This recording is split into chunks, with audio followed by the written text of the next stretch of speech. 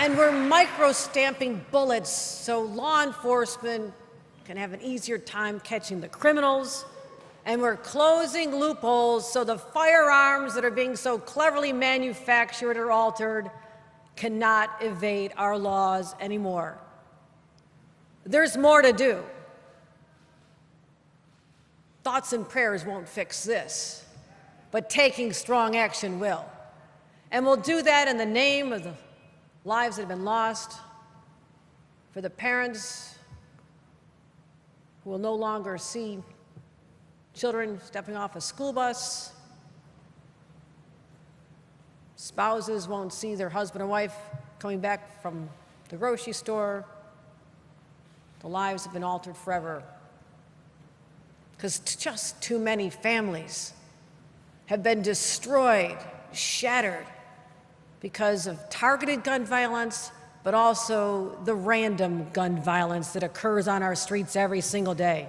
It just keeps happening over and over and over. And I have to ask, when did we become a nation that reveres the right to have the ability to possess a gun over the right of a child to stay alive?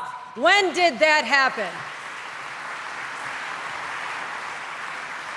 When will we as a nation say, enough of the bloodshed, no more, no more? Gun violence is a disease that is tearing our nation apart, and it is now the #1 killer of children in America. How do we look at ourselves in the mirror every morning and not take action to protect these innocent children? For 60 years, car accidents were the #1 cause of death of children. That was not okay with us, so we took action. We passed laws. We made cars safer. We mandated seat belts. Yeah, we took away the freedom to ride in a car without a seatbelt. It was a very big deal when it happened. But people adapt. They got used to it. And guess what? We saved the lives of thousands of children. So it was clearly worth it. And now guns are the leading cause of their death. We know what we have to do. And this is a crisis, the scale of which requires a national response at the federal level and from each and every state. But here in New York, we don't wait. We lead. We've already have the strongest laws in the nation, but even that's not enough. Because when we see loopholes, we close them. When we see laws that need to be strengthened, we strengthen them. And if anyone tries to evade our laws, we stop them. Because this is a moment of reckoning for us as New Yorkers and as Americans. History will judge us by how we respond, how we meet this moment, by whether we did everything in our power to keep these guns off the streets and out of the hands of criminals. And I'm so proud to be here today, so proud to sign a package of transformative bills passed by my colleagues and the leaders in the legislature. I'm so grateful for them. And as a result, I'm going to mention these 10 bills. #1, no longer will an 18-year-old be able to purchase a semi-automatic weapon. We're requiring a permit to purchase that and raising the age to 21. Thank you, Senator Kevin Thomas and Member of Assembly Chantel Jackson. Thank you, thank you, thank you. #2, no longer will the threat of causing mass harm to others go unpunished.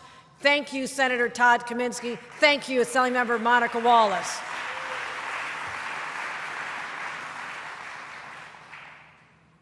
No longer will large-scale ammunition magazines be legal in the state of New York. Thank you, Senator Brad Hoylman, and thank you, Assembly Member, Majority Leader of the Assembly, Crystal Peoples-Stokes. Thank you. No longer will we allow the sale of body vests and armor to those who don't need them for work. Thank you, Senator Brian Kavanaugh. Thank you, Jonathan Jacobson. And will now require data sharing and reporting by law enforcement to state and federal databases. Believe it or not, that wasn't happening before. Thank you, Senator Kavanaugh. Thank you, Assembly Member Amy Paulin. And as I mentioned, we're going to require semi-automatic pistols to be microstabbed to help police solve the crimes. Thank you, Senator Hoylman, and thank you, Assemblymember Rosenthal. And in the state of New York, we're now requiring social media networks to monitor and report hateful conduct on their platforms. Thank you, Senator Anna Kaplan, and thank you, Assemblymember Patricia Fahey. And now we're going to continue focusing on this. We're going to establish a task force on social media and violent extremism to investigate the role of social media in promoting domestic terror. And our great leader, our Attorney General, will be championing this cause with every power her office can bring it at their disposal. Thank you, Senator Bailey, Jamal Bailey, and Senator Assemblymember Desmond Meeks. Thank you. And just as I did by executive action within days of the Buffalo shooting, we are by law making our red flag laws even stronger. Thank you, Senator Skoufis, and thank you, Kevin Cahill, Assemblymember. And finally, just for all those manufacturers and criminals who think you can get a step ahead of us, we are amending the definition of firearms to include what they call AOWs, any other weapons. We've got it all covered, my friends. Thank you, Senator Sepulveda, and thank you, Kennedy Burgos. Thank you. So I am so grateful, not just that we got this done, but the speed at which you got this done. No state has ever responded with the sense of urgency that has been on display over the last week and a half as legislators looked at our ideas and had their ideas, and we worked together nonstop around the clock, and they literally got this done in record time. And this package of bills is going to allow us to take direct action here in the state of New York. This is a multifaceted problem. It requires a multifaceted approach. So we're continuing through our budget to invest in prevention. Invest in prevention. That's how you beat this at the front end. To take away the environment and the influences on young people where they head off into this path. Strengthening our laws so to keep up with the criminals, get ahead of the criminals who break them, but also partnering at the community level in places like this to ferret out the root causes of why people do turn to crime. And while we're doing all of this, we have one primary objective, and that is to keep New Yorkers safe. It's as simple as that. Our job is to keep New Yorkers safe. So as we continue to fight gun violence, we're going to keep the pressure on in Congress. Many of our members from the New York delegation have already done the right thing, but we need them to provide a national response. And maybe it takes a few of those whose hearts are hardened to the images on television of children crying because they saw their classmates gunned down right next to them. Maybe it takes them to travel and actually go to one of their funerals. Because if that won't soften your hard heart, I don't know what will, and heaven help you. Heaven help you if you can look at those images and not have a change of heart and say, I'm in a position of authority and power and influence, and I have a moral responsibility to do something. Let's get together and have thoughts and prayers for them, that their hearts will finally turn. These shootings are a wake-up call for this country, and we need other states to follow their lead. So I'm going to be signing these bills in a matter of moments with fellow New Yorkers, the victims of the daily gun violence in places like the Bronx, and Brooklyn, and Queens, and Rochester, Syracuse, but also with the images of 10 of my neighbors from Buffalo, whose faces we will never forget. And we'll never forget them. We'll never forget the children and the brave teachers in Uvalde, Tulsa, anywhere else. If no one else will lead. This is New York.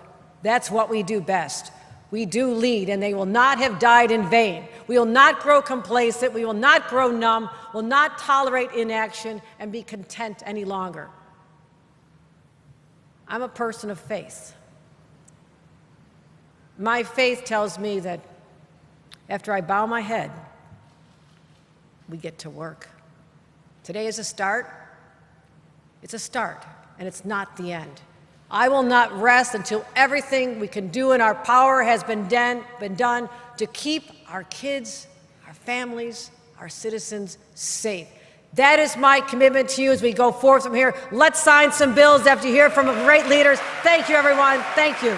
Thank you, my friend.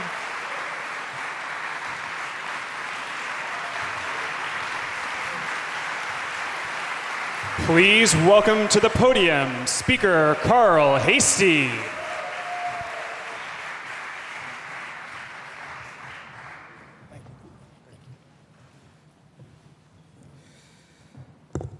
Thank you to everyone for being here today in the Bronx to recognize the gun control measures that we're about to pass into law.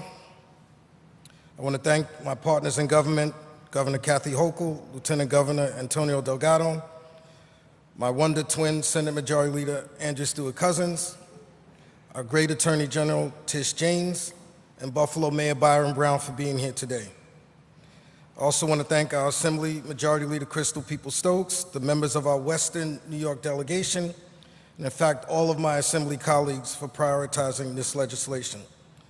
But I want to give acknowledgement to the members who are here. We have Assembly Member Amy Paulin, Linda Rosenthal, Pat Fahey, Jonathan Jacobson, Chantel Jackson, with the chair of the Baby Caucus, TJ, Assemblymember Kenny Burgos, Assemblymember Clyde Vernell, Assemblymember Udelka Tapia, and Assemblymember Al Taylor.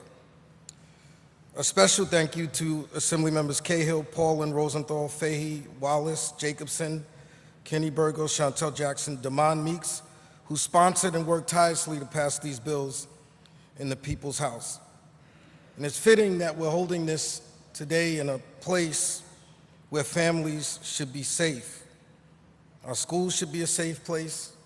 Our grocery stores should be a safe place. Our houses of worship should be a safe place. Our streets and our neighborhoods should be a safe place. And our homes should be a safe place. And after the horrific events in Buffalo and Uvalde, we know we could not hesitate to take action.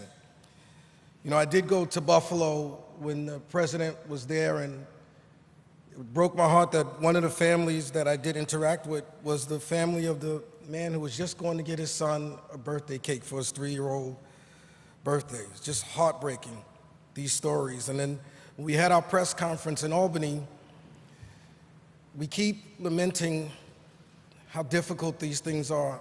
And just a few days later, Uvalde happens. And at some point, when is enough become enough?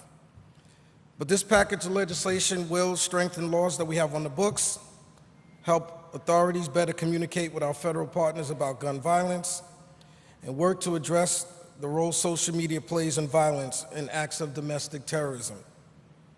But we won't stop here. We will continue working to end the scourge of gun violence so no New Yorker needs to fear going to school or to the grocery store or to a place of worship. But as the governor mentioned, we cannot limit our efforts here in New York. Every time I speak about this, I like to remind us all about this country's obscene fascination with guns. We are 4% of the world's population, but yet we have 66% of the civilian-held guns in the world. Can you imagine that? There's 1.2 guns for every person in this country. So we need to partner with our federal representatives as well. I did tell President Biden when I saw him how we need to deal with the assault weapons ban. And also one of the bills that we dealt with about how people can get really weapons and I'd say uniforms of war. And so those are the things that we need to address. But we're doing the best we can here in New York. But I hate to say it, I know this isn't the last time we're going to talk about it. This isn't the last time we're going to be grieving with families until this country looks itself in the mirror and says enough is enough with guns. Thank you, everybody, for being here. Please welcome to the podium Leader Andrea Stewart Cousins.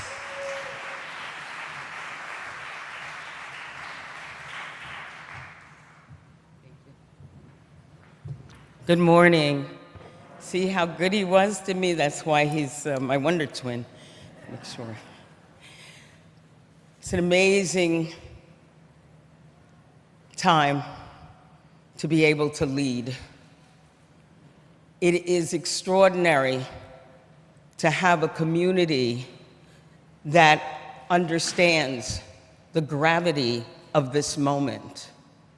And I am really happy to be here in this Y, in what used to be my old neighborhood. Thank you for hosting us, Sharon. But I'm most happy to be able to be here with my partners in government, to have a governor that understood without conversation, I mean, obviously, that we had to do something and to fight to be the leader so that we could set an example. Thank you, Governor Hochul. And for Speaker Hasty, you know, people talk about one-party rule. Good. Good.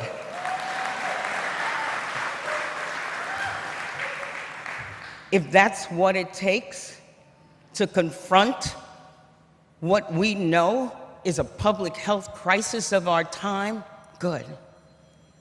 Nice to see you, Lieutenant Governor. Antonio Delgado, remember that name? Just saying.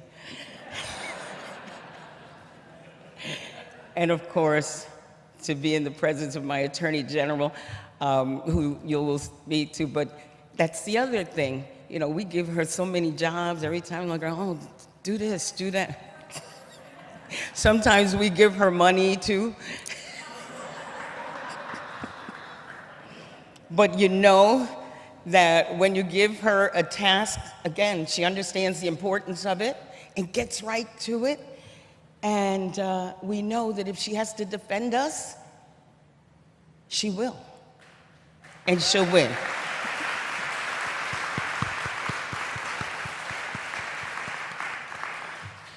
I heard my Westchester County executive is here, so I wanted to shout out for the home team. There's George Latimer.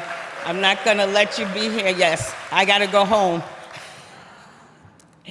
And I wanted to thank Mayor Byron Brown for being here. He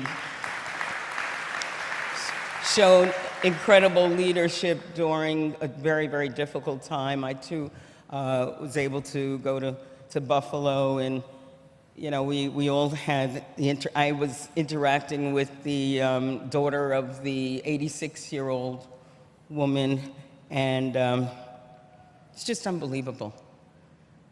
And of course, my members, all of my extraordinary members are, you know, well represented here. And again, these, you know, there's never been a Senate majority like this.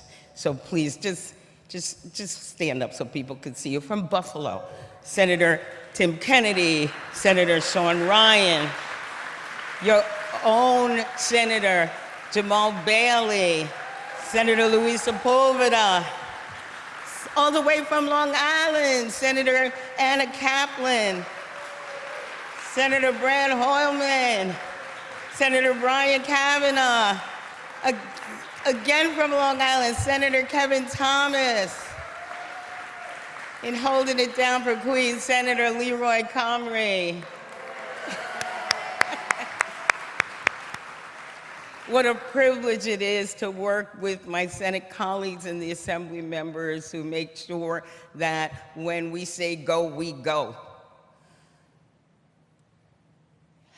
Okay, Darcel, hi Darcel. I wanted to say that the last time I was in Orange, it was right after Buffalo. And I talked about I wasn't going to wear orange, and did, because that was the color scheme of the moment.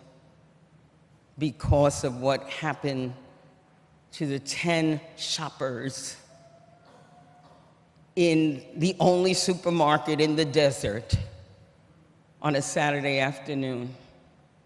And I was talking to the borough president today, Vanessa Gibson, and she said, I'm running out of orange. She said, now I gotta make, color mixes to make it orange. And I said, you know what? I'll wear the same thing over and over again. It's okay. Because you know why? The same thing happens over and over again. I don't have that many orange dresses, but I do know that there has to be a reminder that this is not okay. On the floor of the Senate, when the debate took place, one of my colleagues on the other side of the aisle stood up and in all earnestness read a letter from a constituent who said that how could we not allow people to buy bulletproof vests?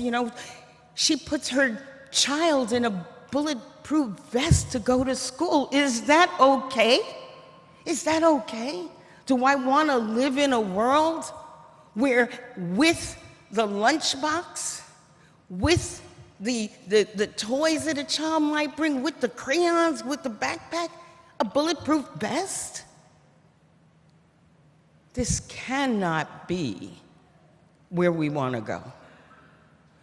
And that's why, with the help of all of our partners, our organizations like the SNUGs and all of you, we attack it from every single level. Not because we think that we alone will be able to stem gun violence, but because we have to send a message that this is not how we will lead our life. This is not the future that we are leaving our children. This is why we pass these laws. This is why we know that we can save some lives and raise the consciousness of others, because we can think, we do pray, but we do not sit idly by. We act, we lead, and if we do this well enough, Congressman Bowman will have support. Senator Schumer will be able to get, as the governor said, people whose hearts for some reason are hardened to melt and to understand that we can create a better place for each and every one of us. So let's sign some bills. Thank you so very much. Please welcome to the podium Attorney General Letitia James.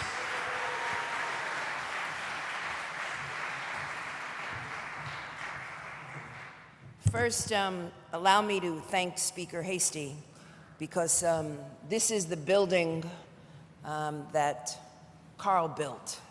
Yeah.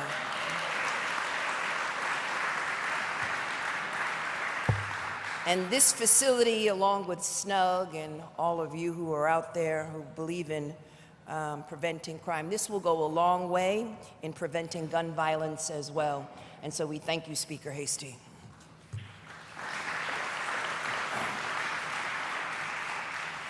A graduation party in South Carolina, a Saturday night out in Philadelphia and Chattanooga, a visit to the doctor's office in Tulsa, a child going to school in Uvalde, a trip to the grocery store in Buffalo, praying in a house of faith. These are the normal activities that people and families around the world participate in every single day. But only in America, only in the country that I love, can these basic life activities result in mass bloodshed and devastation because of our fascination, our sick fascination with guns. Some people were shot by AR-15s. Their bodies were so unrecognizable that their family members had to identify them through DNA. Their faces were blown off. Brain matter strewn all about on the streets of America.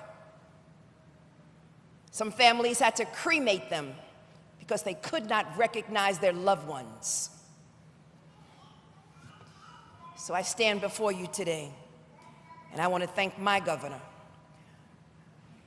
Kathy Hochul, Majority Leader Andrea Stewart-Cousins, and Speaker Hastings, and the entire congregation, members of the New York State Legislature, for standing up and acting fast and responding to this crisis. Yeah.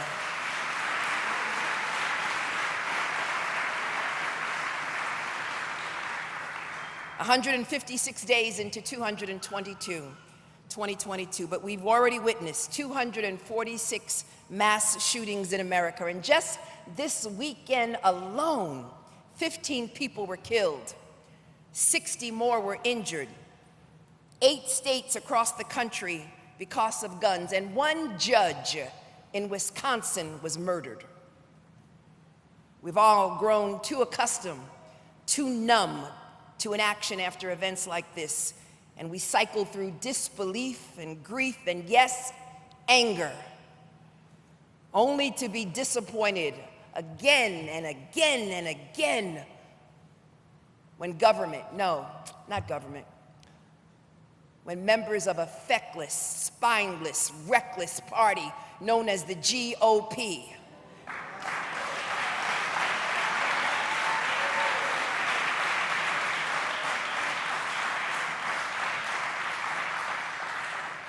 I'm from Brooklyn. I apologize.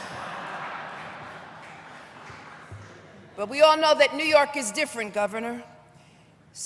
We already have some of the toughest gun laws, but in the face of a racist attack in Buffalo, Mayor Brown, that claimed so many innocent lives, New York stepped up again because we said enough. Enough praying, enough empty thoughts. Because we were elected as public officials, as elected officials, to solve problems and to address the needs of people. Prayers alone won't save lives from gun violence, Bishop. And cowardlessness is not a job description and not something that I signed up for.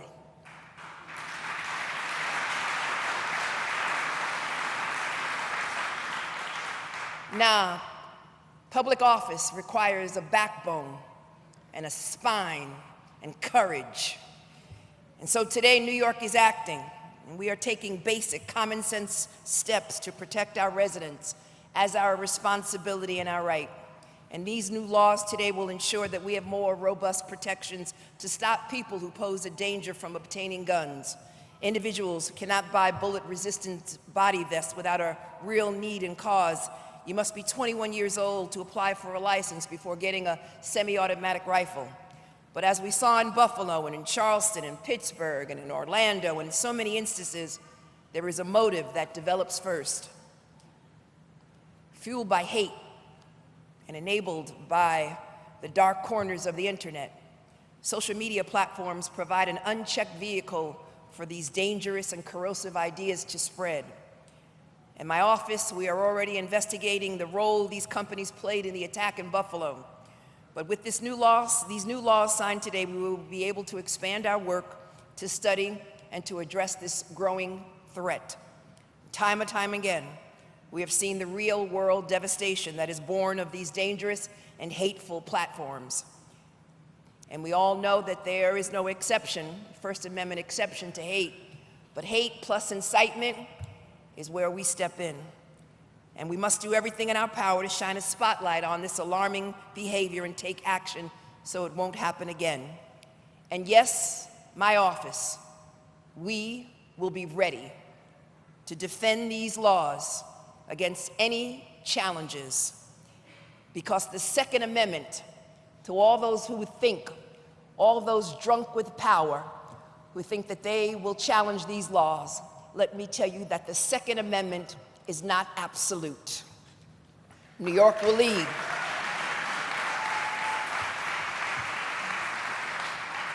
And we are taking steps to crack down on this devastation and the companies that promote it. But action in New York alone is not enough, because guns and criminals don't respect borders. We need our colleagues around the country to step up, and I urge others with a backbone to follow. Lives are at stake every single day, and we cannot wait for another baby, another child, another innocent victim to have their face blown away. Thank you. Please welcome to the podium Mayor Byron Brown.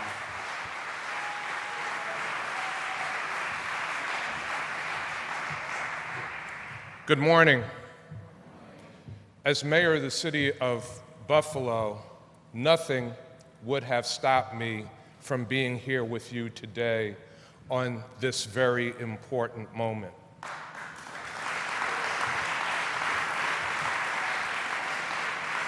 As Governor Hochul said, for us in Buffalo, this is very personal. We are still hurting, we are still grieving, and we are still in pain from what happened in our community on May 14th. I thank Governor Kathy Hochul, Speaker Hasty, Majority Leader Stewart Cousins, the members of the state legislature, the Western New York State Legislative Delegation, for taking strong and swift action to prevent gun violence in New York State. Give them a round of applause.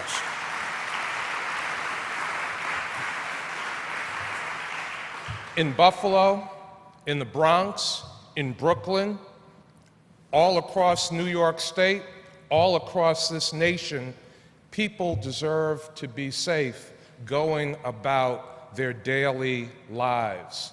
They should not have to worry about getting gunned down while shopping on a beautiful Saturday afternoon. Yes, in Buffalo, a white supremacist traveled 3.5 hours to our community with the stated purpose of killing as many black people as possible. But as President Biden said when he came to Buffalo to comfort the families, evil will not win, hate will not win, and this day of action is about making sure that it doesn't win in New York State.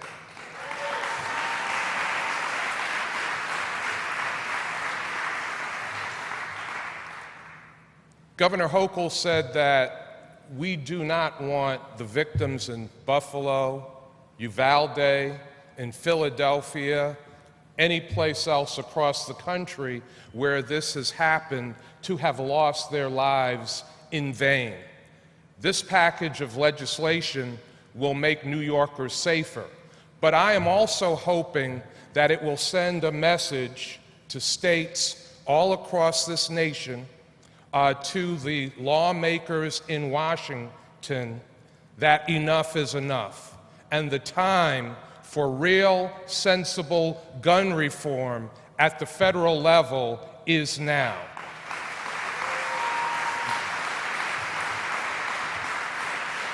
So this is a critically important day. This is a day that the families of the victims in Buffalo have asked for. This is a day that people's hearts are crying out for. So Governor Hochul, I thank you. I thank our legislative leaders.